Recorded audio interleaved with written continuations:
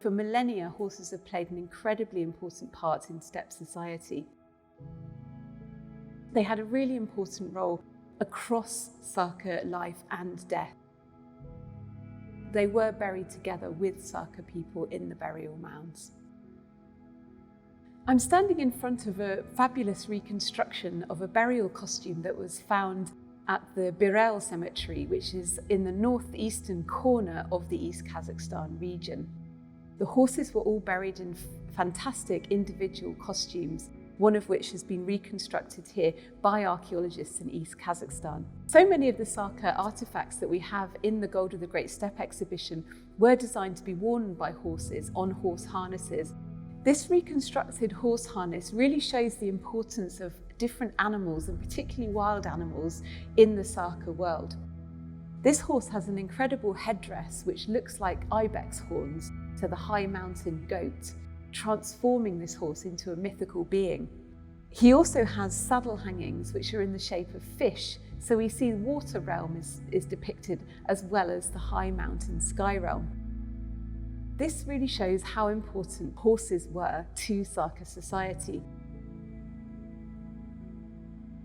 These wonderful artefacts were discovered as part of a hoard which was hidden under the stones that were used to construct one of the burial mounds at Yelekay-Sazi. The pieces contained within this hoard depict a variety of different animals, and they really show the full repertoire of the Saka mythological world. These rather beautiful feline predators are depicted with long tails, which are rather similar to a snow leopard or a panther. They have really large exaggerated ears, but they have incredibly long, sharp claws, which are shown here. And we can imagine perhaps that as the horse moved, these pendants would have moved together, perhaps to create a soft tinkling sound, as well as the gold catching the light as the chain moves in the sun.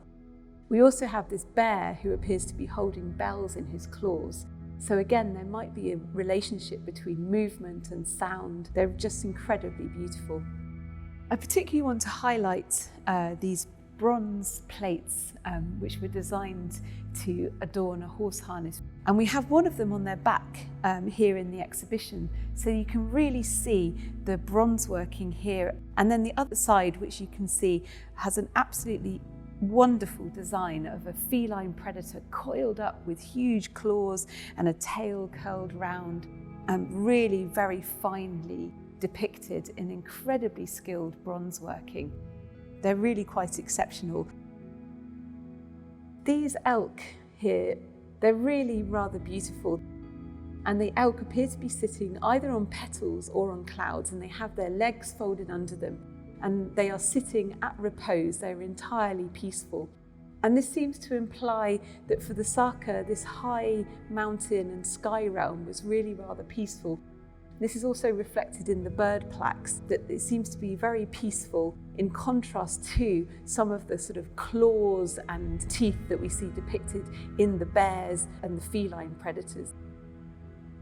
So all of the pieces that we have in the Gold of the Great Steppe exhibition give us some insight into the Saka world, even though they didn't write about it themselves. What we can see from the objects that were made to adorn the clothing of people and horses is that close relationship that the Saka had with the natural world. There's a tantalizing glimpse into the rich symbolic and mythological world that the Saka had, and we're only really beginning to understand and appreciate the full complexity of Saka society and the Saka belief system.